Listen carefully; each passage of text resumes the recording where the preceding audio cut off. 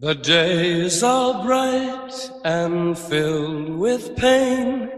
Enclose me in your gentle rain.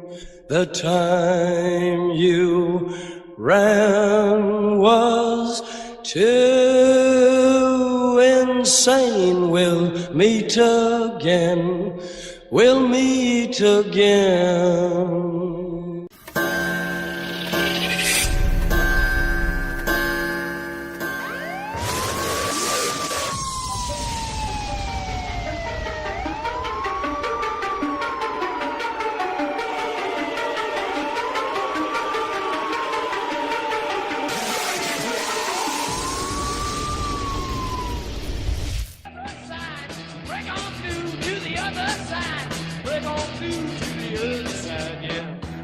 I think that one's reality is a result of your intention and your attention. It's through spiritual practice that I've recognised that my own impermanence, my own irrelevance, the fact that I'm just a person shuffling through life, I ain't really no different now from when I was a little kid. And all I want really is that I don't want that feeling in my stomach that people are being treated badly. I don't want a feeling that people are being exploited. People need to live spiritual lives, all of us. I'm a person, and it's good to have access to the infinite consciousness that is available to all people, but through the five senses is delineated, keeping us trapped on a material plane. We think reality is what we can apportion through the limited instruments of the senses, but reality is of course far beyond that. Spiritual data, we don't have the correct instruments to receive it, and we live primarily in the realm of the senses. Anything that we're describing through science, we're describing through the prism of the five limited senses. Our eyes can only see between infrared light and ultraviolet light. There's light bouncing around everywhere. Our ears can only hear a tiny decibel range, can't hear the noise of a dog whistle, can't hear any high-pitched frequency sounds. Isn't it likely then that there are other vibrations, frequencies, energies, consciousness moving through the universe? Consciousness is an amorphous and expanding entity. I think that we allow our consciousness to be prohibited by our senses, prescribed by our senses, living in the realm of these five apertures into our reality. But reality is limitless, space is infinite, time eternal. Through yoga, one can temporarily break the bonds that chain us to the mundane, the mondial, that which is of the earth, and we can temporarily at least receive a taste of the infinite. I don't want to get too cosmic about it, but we are just this sort of temporary blob of atoms, you know, endowed with consciousness for the merest moments in infinite space. Meditation and yoga, these are fundamental parts of my life. I think it's difficult these days with religion getting such a rough ride, the Pope resigning, bloody terrorism and nonsense. It's difficult to find an access to spirituality, but we are by our nature spiritual people. If we don't have access to spirituality, we suffer as individuals, society suffers. We need to recognise at some point that within ourselves there's an infinite capacity for connection with all things. Well, I love the fact that you describe it as you have a daily access to unseen realms of power. Daily access to unseen realms of power. Not just me, everyone has that. For me, what I've discovered is that transcendental meditation is useful to me, not because of a unique set of circumstances, not because of my formerly secret brilliance, no, but because I am a human being. And it is applicable to all human beings. And what's really good about that is literally everyone in this room is one. What I say is that we're basically all right human beings. Whenever there's a disaster or an accident, people's impulse is to help one another. So I'm thinking anyone that galvanizes people, brings people together and points us to the better aspects of our nature and help us to overcome our basic things like fear and desire, I think these people are worthy heroes, rather than the heroes that are nominated today, heroes that are low vibrational frequency that make us concentrate on daft stuff. So like they want you to be talking about Justin Bieber, they want you to be talking about twerking, they don't want you talking about fracking, they want you talking about twerking. I want to get on with their job. Shut your fucking mouths and watch this shit, you fucking morons. And I know, because I've been part of the charade. But, you know, I'm awake now. Look beyond the superficial. That's the problem with current affairs. You forget about what's important. You allow the agenda to be decided by superficial information. What am I saying? What am I talking about? Don't think about what I'm wearing. These things are redundant. I'm superficial. And I don't think that we should be continuing to propagate the idea that famous people are magical and special, because it makes people feel that their lives ain't no good. And I don't think we should be living in that kind of fearful paradigm. It's that. I'm like a vegetarian. I believe we're all equal. I ain't got the right to kill. I don't kill, like, say a fly comes in my house, I tolerate that little arsehole. Because I feel like he's a fly, he's just on his journey here through life. When I'm meditating or praying, I say the infinite creative force that brings into being all phenomena and guides all life, I say, can you move through me? And things that actually work, you sort of treat them, you sort of shirk them off as if, like, you know, as if you owe them money, and you don't, well, no, I've got to avoid yoga and meditation. They've been portrayed quite brilliantly by the mainstream as sort of somehow luxury.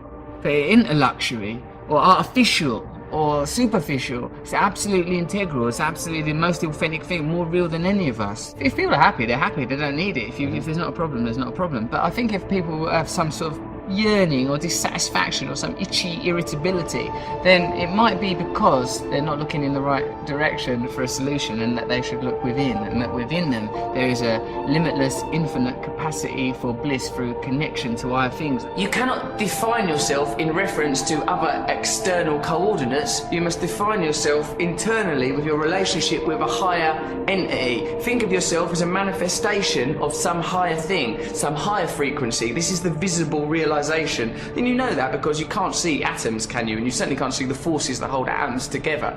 There, in the micro quantum world, Richard, lie the answers to everything.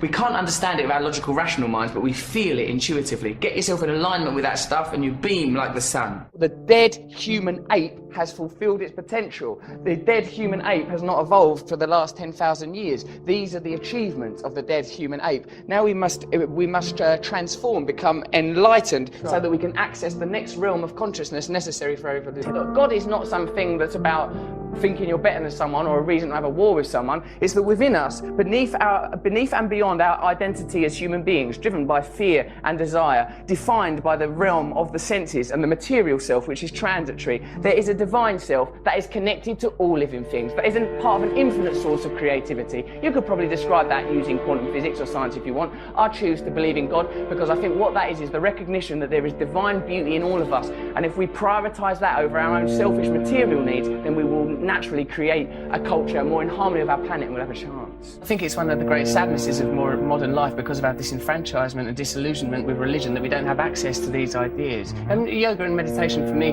is a way in the secular world of accessing very, very beautiful principles that will perhaps make us happier at a time when people feel disillusioned with the economy, concerned about the ecology, worried with politicians, don't trust what they're being told on television. We've got to let go of temporary, transient ideas like individualism. The nature of monotheistic faiths, these dead desert religions, is to encode us with the idea that individualism is more important than paganism, ideologies that integrally relate us to the earth, so that we know that we are integrally, indefatigably related to our environment, and we live in the service of our environment, because self is a temporal illusion.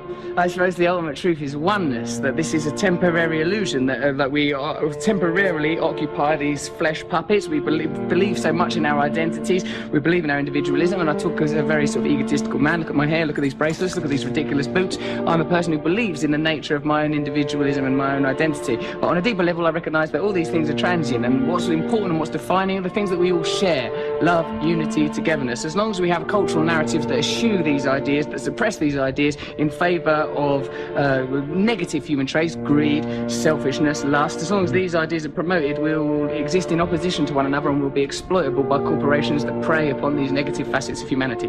The line between good and evil runs not between cultures, religions or creeds, but through every human heart. So I recognise in myself the capacity for selfishness, for lustfulness, for egotism, and because I recognise these qualities in myself, I would prefer a culture that didn't celebrate, exacerbate, stimulate the most negative aspects of our species, inculcate them, reward them financially, till we get to a kind of a cultural hysteria where we're destroying the planet. The reality is there is one planet, there is a certain amount of people on the planet, there are a certain amount of resources on the planet. None of them things are going to last forever, so we need systems in place that acknowledge the reality, not systems that benefit elites, but systems that acknowledge the reality.